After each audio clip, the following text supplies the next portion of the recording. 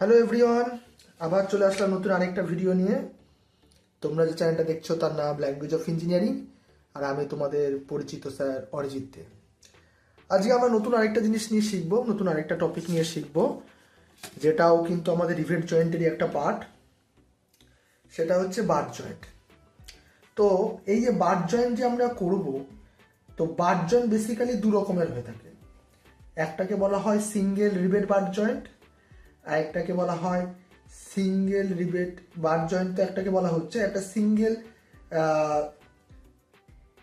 স্ট্র্যাপার বলে, একটা single rebate যে বার জয়েন্টটা থাকে তার একটা নাম হচ্ছে সিঙ্গেল স্ট্র্যাপার, একটা হচ্ছে ডবল স্ট্র্যাপার। স্ট্র্যাপ যেটাকে বলি সিঙ্গেল স্ট্র্যাপ আর ডবল স্ট্র্যাপের উপরে। তো আজকে আমরা শুধুমাত্র সিঙ্গেল স্ট্র্যাপটাই জানবো বার জয়েন্টের ক্ষেত্রে। তো চলো ঝটপট শুরু করে দেওয়া যাক টাইম নষ্ট না করে।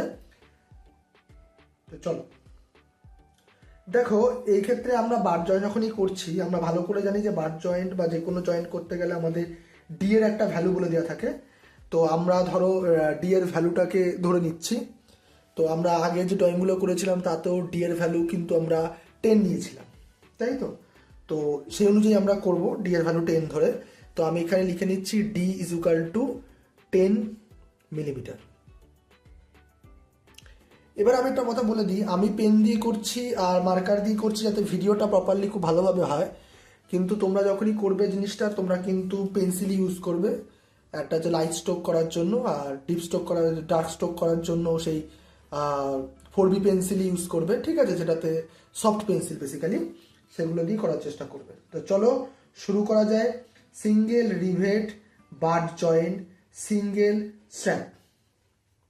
তো বার জয়েন করতে গেলে আমাদের প্রথমে যেটা লাগবে সেটা হচ্ছে আমাদের প্রথমে ডিফাইন করতে হবে যে অবজেক্টের রিভেট কোন পজিশনে হচ্ছে, ঠিক আছে?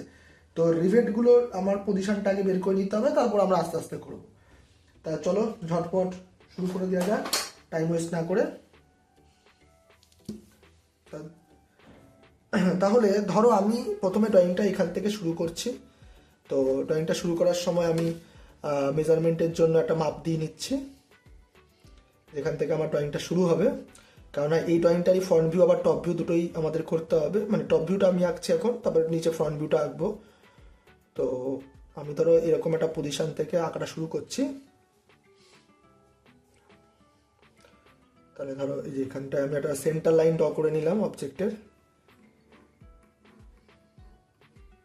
সেন্টার লাইন ড্র করে নিয়েছি, দুটো আমি রিভেট এখানটায় করব। তার আগে আমি সেন্টার লাইন যেহেতু ড্র করেছি, তো সেন্টার লাইনের এক্সপেক্টে আমি আগে 90 ডিগ্রি লাইনগুলো ড্র করে নিই। এটা তো আমি হরাইজেন্টাল লাইন ড্র করলাম, বা ভার্টিক্যাল লাইনগুলো ড্র করবো, তার জন্য আমি আগে সেট স্কোয়ারটাকে সেট করে নিচ্ছি। দেখো সেট স্কোয়ারটাকে ধরে আমি নিচে নামিয়ে নিলাম। এবার সেট স্কোয়ারটাকে নিচে ধরবো, দিয়ে আমি দুটো রিভেটেরই আগে সেন্টার পজিশনটাকে শো করে দিই। দেখো একটা রিভেট আমি এখান থেকে করব, সেন্টার লাইনে আমি ড্র করে নিলাম, ঠিক আছে? এবার আরেকটা অ্যানাদার যে রিভেট জয়েন্টটা করব, আমি অ্যানাদার রিভেট জয়েন্টের ক্ষেত্রে আমি কি করব, এটা তার সেন্টার পয়েন্ট, ঠিক আছে? এবার অ্যানাদার রিভেট যেটা করব তার মধ্যে একটা ডিস্টেন্স থাকবে, যে দুটো রিভেটের মধ্যে কত ডিস্টেন্স হয়। আমরা ভালো করে জানি যে দুটো রিভেটের সেন্টারের মধ্যে ডিস্টেন্স আমাদের কত হয়, হচ্ছে 3D। 3D, তা 3D মিনস হচ্ছে কি, ডি মানে হচ্ছে 10, তো 3D মানে হচ্ছে 13 মিলিমিটার। তো আমি কি করব, 13 মিলিমিটার আগে শো করব। 13 মিলিমিটার, ধরো 13 মিলিমিটার আমি এখানটায় পয়েন্টিং করে নিলাম। দিয়ে এই পয়েন্ট থেকে আমাদের এই লাইনের এক্সপেক্টে 13 মিলিমিটারের লাইন ড্র করতে হবে।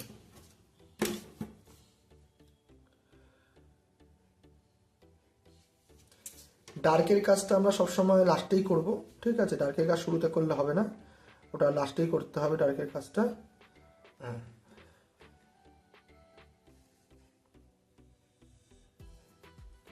তাহলে আমি সেন্টার লাইন ড্র করব, ঠিক আছে? সেন্টার লাইনটা আমি ড্র করে নিলাম দুটোর অবজেক্টেরই সেমভাবে। তো আমি এখানে প্রথমে রিভেটটা বসাবো, এখানে একটা রিভেট বসাবো, এখানে একটা রিভেট আমি দিয়ে শুরু করব। তো আমি জানি যে আমাদের যে রিভেটটা হয়, ঠিক আছে, সেই রিভেটের ডায়ামিটার আমরা জানি, আমরা 16 নিই, যেহেতু আমরা স্ম্যান হেড রিভেটটা করছি, তাহলে আমরা 16 ডায়ামিটার নেব। তো 16 ডায়ামিটারের ক্ষেত্রে দেখবো আমরা ডাইরেক্ট হচ্ছে মাস্টার কার্ভ দিয়ে করার চেষ্টা করব, তাহলে আমাদের জিনিসটা ইজি হবে। যেহেতু ডার্কের ব্যাপার আছে, তো তার জন্য আমরা একেবারে মার্কারটা ইউজ করছি, কিন্তু তোমরা কিন্তু পেন্সিল ইউজ করবে, ঠিক আছে। দেখো এখানে মাস্টার কার্ভের মধ্যে অনেক কটা কার্ভ রয়েছে, তার মধ্যে দেখো এটা হচ্ছে 16 নাম্বার অফ কার্ভ, ঠিক আছে। তো তাহলে এটা দিয়ে আমরা নর্মালি করব। তাহলে অবজেক্টের সেন্টারটা আমি দেখে নিয়ে দুটো রিভেটের একদম সেন্টার পয়েন্টটা বেছে নিয়ে আমরা এখানে কি করব, ডার্ক করে দেবো, ঠিক আছে। সেমভাবে এখানেও আমি 16, দেখো 16-এর আমি নিয়েছি, এটা 16-এর কার্ভ। মাস্টার কার্ভ দিয়ে করলে জিনিসটা ইজি হবে, তোমরা ইচ্ছা করলে কম্পাস দিয়েও করতে পারো, কোনো অসুবিধা নেই। আমি একবার ডার্ক করে দিচ্ছি জিনিসটা, কারণ হচ্ছে তোমাদের বুঝতে সুবিধা হবে। তো এই ডার্কটা হয়ে গেল। এবার হচ্ছে কি একটা রিভেট থেকে আরেকটা রিভেটের মধ্যে ডিস্টেন্স, ঠিক আছে। এই একটা রিভেট থেকে আরেকটা রিভেটের মধ্যে ডিস্টেন্স আমি 50 নিচ্ছি, যেটা তোমাদের বিভিন্ন ক্যালকুলেশনে বিভিন্ন রকমের আসবে, ঠিক আছে। তো আমি 50 নিচ্ছি, ঠিক আছে। তো 50 মিলিমিটার আমি মাপ নিচ্ছি। ধরো একটা রিভেটের সেন্টার থেকে আরেকটা রিভেটের সেন্টারের মধ্যে ডিস্টেন্স আমি 50 নিচ্ছি। তো 50 মিলিমিটার মাপটা নিয়ে আমি আগে এর সাথে হরাইজন্টাল লাইনগুলো ড্র করে দেবো।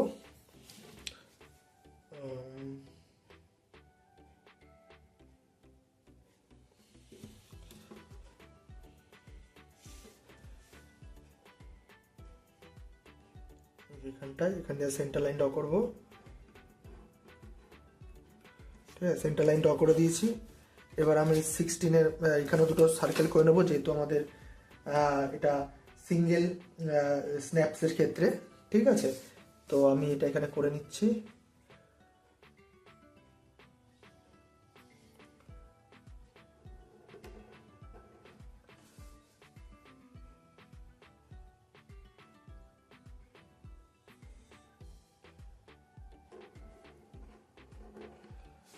ঠিক আছে, দুটোই আমি পয়েন্টিং করে নিলাম।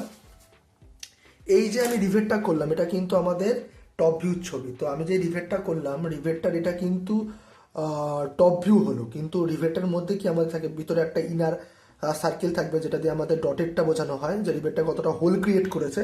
সেই হোলের ডায়ামিটার আমরা জানি যে আমাদের কত হয়, 10 হয়। তার আগে আমি এক কাজ করি, আমি আগে ডাইমেনশনটা দিয়ে দিই, তাহলে তোমাদের বুঝতে সুবিধা হবে। ধরো আমি এখানে দিচ্ছি ডাইমেনশনটা, ওপরেই দেখাচ্ছি। আচ্ছা, এই যে এখান থেকে এখানে যে ডাইমেনশনটা আছে, সেই ডাইমেনশনটা হচ্ছে আমাদের এটা এটা এটা হচ্ছে আমাদের যে ডাইমেনশন, 3D ডাইমেনশন, 3D লিখে দিলাম। এরও তোমরা জানো 3:1 মেথডে হয়, এটা আমাকে নতুন করে আর বলা উচিত না বা বলার দরকার নেই, কারণ তোমাদের অনেক অ্যারো দিয়ে আমি বুঝিয়েছি। আর এখান থেকে এটার ডিস্টেন্স হচ্ছে আমি 50 নিচ্ছি। এটা তোমাদের ক্যালকুলেশন অনুযায়ী যেরকম আসবে সেরকম তোমরা নেবে। এটা হচ্ছে 50 মিলিমিটার, বা 5Dও আমি লিখতে পারতাম, এটাকে 5D লিখি, তাহলে সব থেকে সুবিধা হবে। এটা হচ্ছে 5D ডাইমেনশনটা। আর এক একটা রিবেটের কত হাইট সেটাও আমি এখানে দেখিয়ে দিচ্ছি। এক একটা রিবেটের কত হাইট আমি নেব।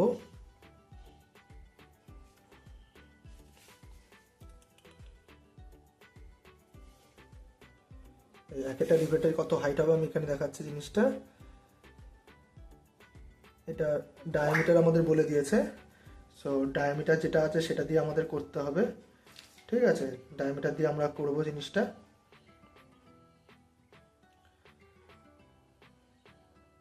তো এটা ডায়ামিটার হচ্ছে 16 ডায়ামিটার। হ্যাঁ, আর ভেতরে যে সার্কেলটা হচ্ছে ইনার সার্কেলটা, সেই ইনার সার্কেলটা হবে আমাদের ডি এর মান কত, আমাদের 10 আছে, তাই এটার মান 10ই হবে। তো তার আগে করার সময় আমাদের 10-এর সার্কেল দেখে নিতে হবে কোথায় আছে।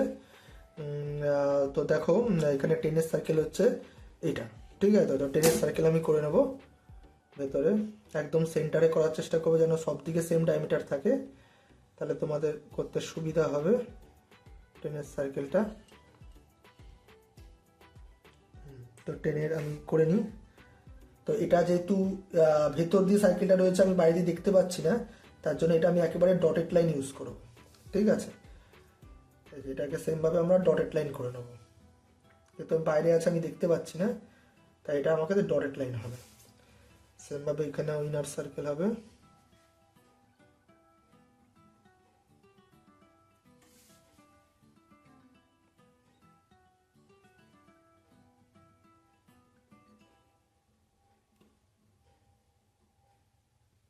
ঠিক আছে, ইনার সার্কেল হলো, সব কটা সার্কেল আমাদের ক্রিয়েট হয়ে গেল। ঠিক আছে, এবার এখানে দেখো নর্মালি কটা প্লেট রয়েছে, এখানে কিন্তু 3খানা প্লেট রয়েছে। একটা রিভেট দিয়ে ওপরে প্লেটটা রয়েছে আর অ্যানাদার রিভেট দিয়ে আরেকটা প্লেট রয়েছে আমাদের। তো একটা প্লেটের এন্ড অবধি যে ডিস্টেন্সটা সেটাও আমাদের নিতে হবে, যে কত আছে আমাদের, সেটা হচ্ছে 1.5D হয়। ঠিক আছে, সেটা এস থেকে মানে 10 মিলিমিটার থেকে 1.5D হয়। আচ্ছা, তাই এটাও ডাইমেনশনটা আমি দিয়ে দিচ্ছি রিভেটের ক্ষেত্রে, তাহলে তোমাদের বুঝতে সুবিধা হবে।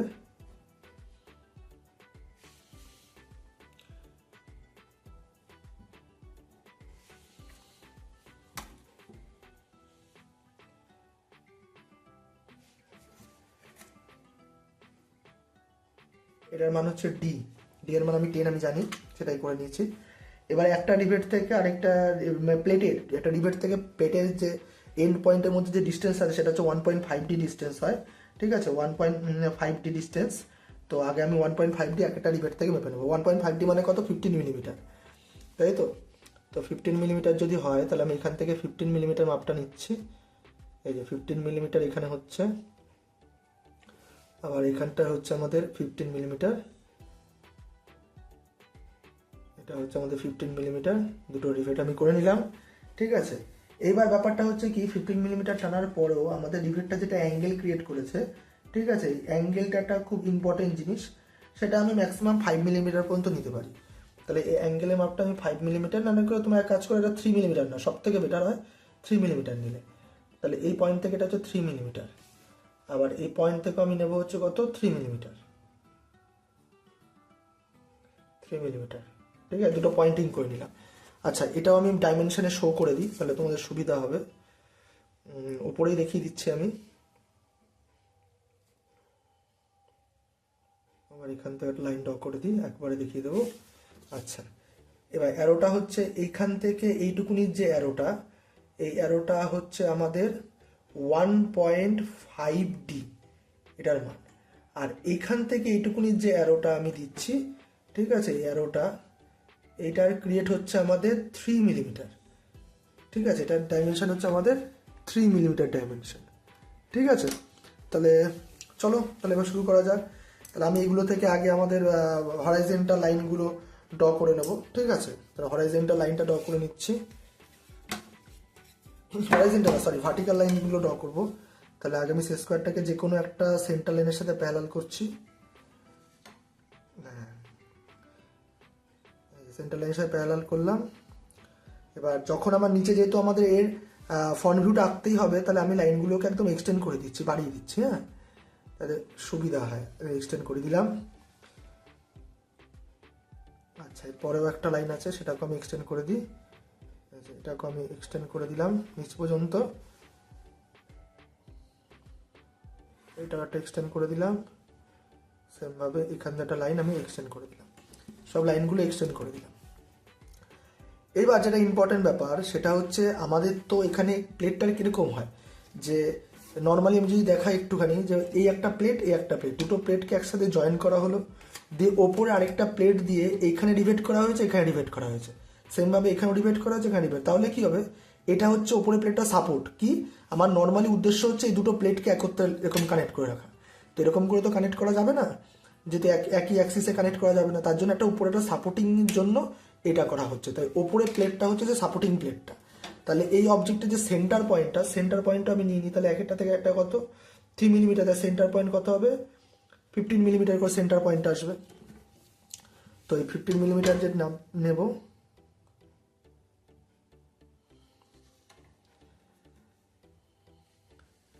ফিফটিন মিলিমিটার যে লাইনটা হবে সেটা কিন্তু আমাদের ডটেড লাইন হবে।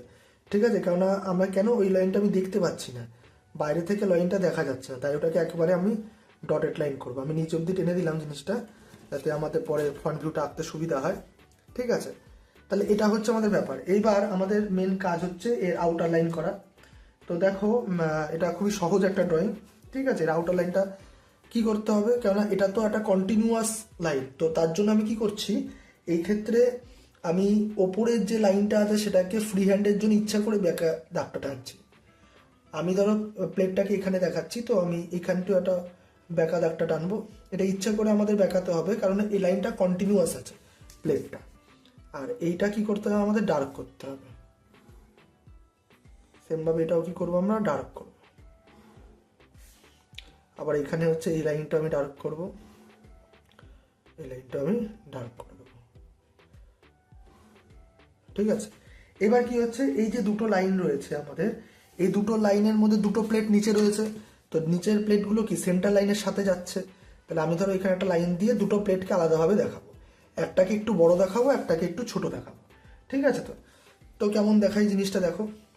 ধরো এই পাশে প্লেটটাকে আমি ছোট দেখাচ্ছি, তাহলে এটাকে এরকমভাবে বেঁকা দিতে হবে, দিয়ে এটাকে এরকম করে নামিয়ে দিতে হবে বেঁকিয়ে, যেহেতু ফ্রি হ্যান্ড তার জন্য ফ্রি হ্যান্ড, তাই এটাকে আমি ছোট দেখাচ্ছি। আবার এখান দিয়ে একদম উপরের পয়েন্টটা থেকে আমি কি দেখাচ্ছি, পরের প্লেটটা দেখাচ্ছি, এই যে পরের প্লেটটা। এইরকম ব্যাকার মানে হচ্ছে ফ্রি হ্যান্ড দেখানোর জন্য। তাহলে এইটা কিন্তু আমাদের ওর টপ ভিউটা হয়ে গেল। দেখো এবার তোমরা বুঝতে পারছো, দুটো প্লেট, তার উপর দিয়ে একটা প্লেট সাপোর্টের জন্য দিয়ে আমাদের দুটো রিভেট আমাদের আঁকা হয়েছে।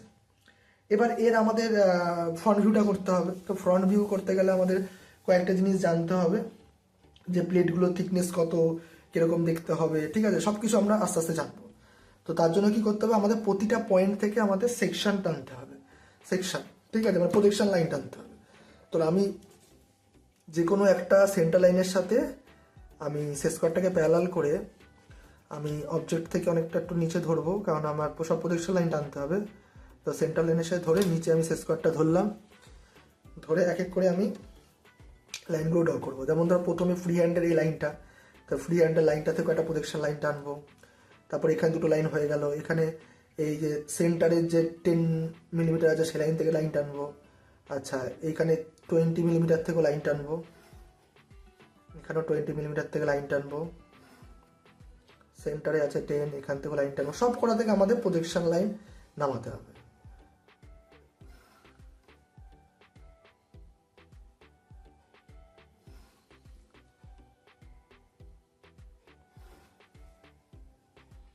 এখানেও আমাদের প্লেটটা যেখানে এন্ড হচ্ছে সেখান দিয়ে একটা লাইন টানবো। ঠিক আছে, এতগুলো আমি লাইন টানলাম। এবার এই লাইনের এক্সপেক্টে আগে আমি সেন্টার লাইনটা টেনে নিই। ঠিক আছে, টপ ভিউ সেন্টার লাইনটা। তাহলে ধরো এটা লাইনের সাথে প্যারালাল করলাম, এখানে অবজেক্টটা ধরে এখান থেকে আমি সুন্দর করে নিচে নামিয়ে নেব। এটা হচ্ছে তার সেন্টারটা। ঠিক আছে, অবজেক্টের সেন্টার লাইনটা। ঠিক আছে, সেন্টার লাইন আমি এইভাবেও টানতে পারি বা ডটেড দিয়েও টানতে পারতাম, কোনো অসুবিধা নেই। এখান থেকে উপরেও আঁকবো, নিচেও আঁকবো আমরা অবজেক্টটা। এবার হচ্ছে একটা প্লেটের থিকনেস কত, খুব ইম্পর্টেন্ট জিনিস। একটা প্লেটের থিকনেস হচ্ছে 10 মিলিমিটার হয়। ঠিক আছে, আমরা 10 মিলিমিটার ধরে করছি। তাহলে ধরো যে কোনো একটা পয়েন্ট থেকে আমি 10 মিলিমিটার একটা পয়েন্ট করে নিচ্ছি, 10 মিলিমিটার। সেম ওই উপরেও 10 মিলিমিটার থাকবে, নিচেও। যেহেতু আমাদের দুটো সাপোর্টিং প্লেট আছে, একটা সাপোর্টিং প্লেট আছে, এটা একটা সাপোর্টিং প্লেট দেখাবো নিচে, আর দুটো উপরে আমাদের জয়েন্ট প্লেটগুলোকে আমি দেখাবো, এক করে শো করবো। তো কোন প্লেটটা কত দূর বাড়বে সেটা আমি করি। তাহলে ধরো শেষ স্কোয়ার দিয়ে আমি আগে একটা হরাইজন্টাল লাইনটা যেটা তার সাথে প্যারালাল করলাম, শেষ স্কোয়ারটাকে ধরলাম, ধরে চলে যাবো উপরে, যে আমি 10 মিলিমিটার নিলাম সেই লাইনটা টানবো। ঠিক আছে, তো আমি আগে একটা হালকা করে লাইন টেনে নিলাম, সেমভাবে নিচেও একটা আছে, সেই নিচেও একটা হালকা করে লাইন টেনে নিলাম। ঠিক আছে, লাইন টানার পরে এবার আমাদের কি করতে হবে, রাউন্ড করতে হবে জিনিসটাকে, তাই না? কারণ নাহলে আমি দেখো এখানে একটা প্রজেকশন লাইন কিন্তু আমি টানিনি, তাহলে ওটাকে আমি টেনে নিই।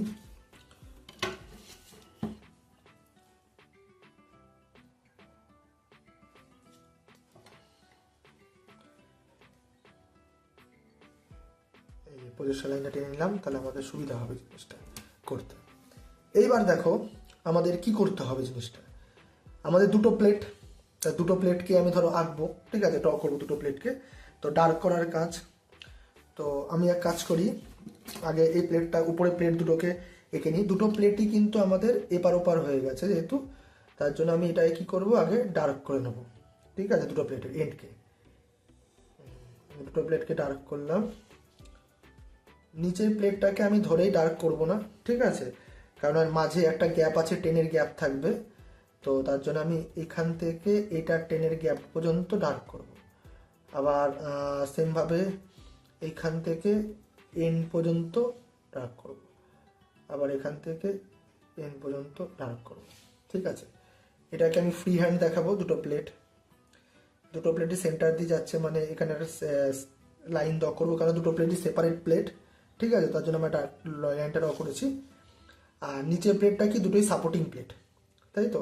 তো সাপোর্টিং প্লেটটা কতদূর পর্যন্ত আসছে, এখান থেকে আসছে, এই যে এখান থেকে সাপোর্টিং প্লেনটা গেছে এত দূর পর্যন্ত। তাহলে এই জায়গাটাও কি ফ্রি হ্যান্ড ড্রয়িং হবে, ঠিক আছে। মাঝখানে আমি গ্যাপ রেখেছি, কারণ এই গ্যাপের জায়গাটাও আমি ডার্ক করব, কারণ হচ্ছে এখান দিয়ে আমাদের রিভেটটা রয়েছে, এটা হচ্ছে আমাদের রিভেট, সেমভাবে এটা হচ্ছে আমাদের রিভেট, রিভেটের জন্য ডার্ক করে দিলাম। এবার আমি এখানে রিভেট বসাবো, ঠিক আছে। হ্যাচিং লাইনটা আমি পরে করছি, ঠিক আছে। তো হ্যাচিং লাইনটা আমি দেখাচ্ছি। তো রিভেটের এক একটা স্ন্যাপেড রিভেটের ক্ষেত্রে আমাদের উপরের যে ভ্যালুটা থাকে, মানে কতটা থিকনেস আমি নেব, সেটা একটা মেজারমেন্ট দিয়ে শো করা হয় জিনিসটা। সেটার একটা লজিক থাকে, যে লজিকে আমাদের ওই থিকনেসটা কত হবে রিভেটের ক্ষেত্রে, স্প্যান হেড রিভেটের ক্ষেত্রে আমাদের সেটা আমরা মেজারমেন্ট করতে পারি।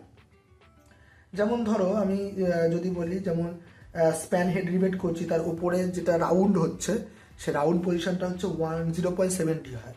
তা 0.7D হচ্ছে, তাহলে আমি এক এক করে 0.7D মাপটা নেব, ঠিক আছে। তো 0.7D মাপটা ধরো নিচ্ছি।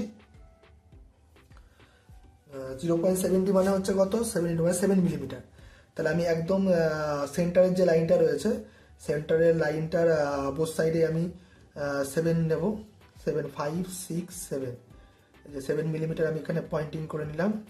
আবার সেমভাবে এই লাইনটাকে আমি এক্সটেন্ড করে দিচ্ছি, ধরো বাড়িয়ে দিচ্ছি, এখান থেকে হচ্ছে 7, 5, 6, 7 মিলিমিটার। আর এখানেও সেন্টার থেকে উপরে যাচ্ছে 7, আবার এখান থেকেও আসছে কত, 7, 5, 6, 7। মানে হচ্ছে আমি যদি একটু দেখাই এখানটায় ডাইমেনশন দিয়ে, তাহলে এখান থেকে এইটুকুনি যে ডিস্টেন্স স্ন্যাপহেড রিভেটের ক্ষেত্রে, সেটা 0.7D এটা হয়, ঠিক আছে। তো এতটুকু পেয়ে গেলাম, মানে আমাদের দেখো এই পয়েন্ট আর এই পয়েন্ট, আউটার লাইন পয়েন্ট কি, এটা পয়েন্ট, এগুলো দিয়ে একটা কি হবে, সার্কেল হবে। সেমভাবে এখান দিয়ে যদি যায়, তাহলে এই একটা পয়েন্ট আর এই একটা পয়েন্ট, এখান দিয়ে একটা হাফ সার্কেল হবে। আবার এখান দিয়েও এই একটা পয়েন্ট, এই একটা পয়েন্ট, হাফ সার্কেল ক্রিয়েট হবে। আবার সেমভাবে এখান দিয়ে এই পয়েন্ট আর এই পয়েন্ট, হাফ সার্কেল ক্রিয়েট হবে। তো আমরা এটা মাস্টার কার্ভ দিয়ে করার চেষ্টা করব, ঠিক আছে। মাস্টার কার্ভ দিয়ে খুব তাড়াতাড়ি হবে জিনিসটা। দেখে নেব কোন কার্ভ দিয়ে 3টে পয়েন্ট ম্যাচ করছে, সেই কার্ভটা দিয়ে আমরা করব। যেখান দিয়ে 3টে পয়েন্ট ম্যাচ করবে, দেখো এই পয়েন্টটা দিয়ে আমাদের 3টে পয়েন্ট ম্যাচ করছে, 1, 2, 3টে। তাহলে এইটুকুনি জায়গা কি করব, আমি ডার্ক করে দেবো এইভাবে। সেমভাবে এখানেও ম্যাচ করছে, তাহলে এখান দিয়ে আমি কি করব, ডার্ক করে দেবো। সেমভাবে নিচেও হচ্ছে আমাদের,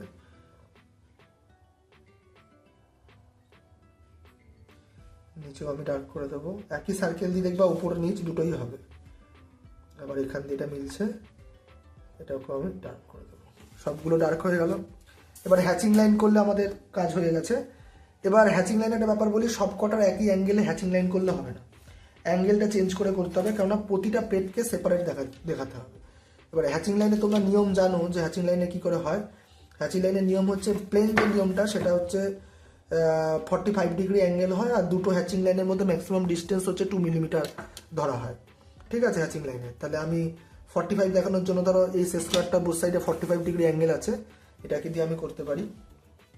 ধরো এটার হ্যাচিং লাইন এদিক দেখাচ্ছি, তো এই প্লেটটার হ্যাচিং লাইন এদিক দেখাতে হবে অ্যাঙ্গেলটা, ঠিক আছে। তো চলো এটার হ্যাচিং লাইন এখানে দেখাই।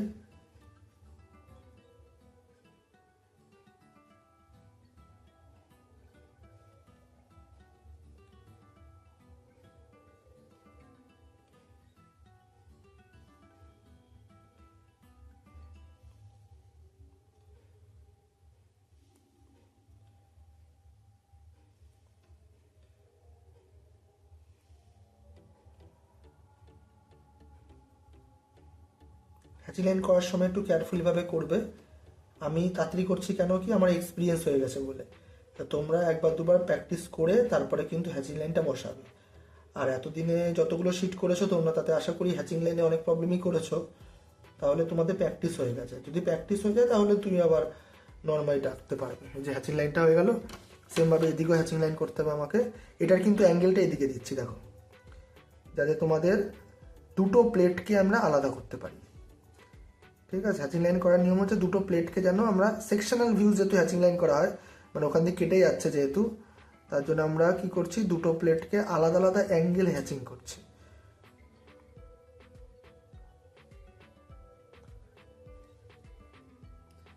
নিচের প্লেটটাকে আলাদাভাবে হ্যাচিং করতে হবে, আর হ্যাচিং লাইন আলাদা করতে হবে। ঠিক আছে, এটা হচ্ছে উপরে প্লেটটা হ্যাচিং লাইন, নিচের প্লেটটাকে ধরো আলাদাভাবে তুমি হ্যাচিং করছো, তো একটুখানি ডিগ্রিটা চেঞ্জ করে তাহলে সুবিধা হবে, ম্যাচ খাবে না হ্যাচিং লাইনটার। ঠিক আছে, আমি নিচে দিয়ে 45 ডিগ্রি করেও কিন্তু হ্যাচিং লাইনটা টানতে পারি, কোনো অসুবিধা নেই। ঠিক আছে, আমি উপরের দিকে ধরো শেষ স্কোয়ারটা ধরলাম, ধরে অবজেক্ট থেকে কিছুটা উপরে তুলে দিলাম, দেন নিচেরটাকে আমি আলাদাভাবে হ্যাচিং লাইন দেখাতে পারি, এইভাবেও আমি ড্রয়িং করতে পারি। শেষ স্কোয়ারটা ধরে নিয়ে আমি নিচেও হ্যাচিং লাইন দেখাতে পারি।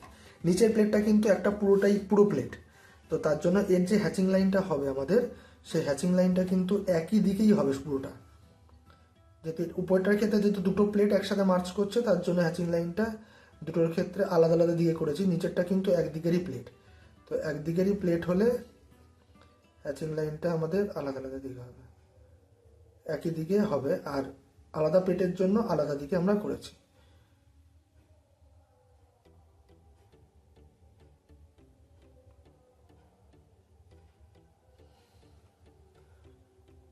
হ্যাচিং লাইন করার সময় একটু কেয়ারফুলি ভাবে করবে যাতে ভুল না হয়।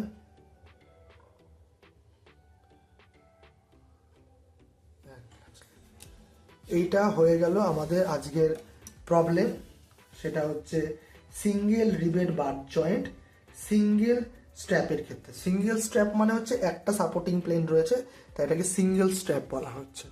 ঠিক আছে, আশা করছি তোমাদের ড্রয়িংটা খুব ভালো লেগেছে, তাই তোমরাও শেখো, বন্ধুদেরকেও হেল্প করো শিখতে। তাই তোমরা যত পারবে ভিডিওটাকে শেয়ার করে দাও বন্ধুদের গ্রুপে, লাইক কমেন্ট করতে কিন্তু অবশ্যই ভুলবে না কেউ। ঠিক আছে, তো আজকের মতো এটুকুনি থাক, আবার দেখা হবে নেক্সট ভিডিওতে, আলাদা একটা রিভেট জয়েন্ট আমি করব। তো আজকের মতো টাটা। তোমরা যে চ্যানেলটা দেখছো তার নাম ল্যাঙ্গুয়েজ অফ ইঞ্জিনিয়ারিং, আর আমি তোমাদের পরিচিত স্যার অরিজিৎ। টাটা।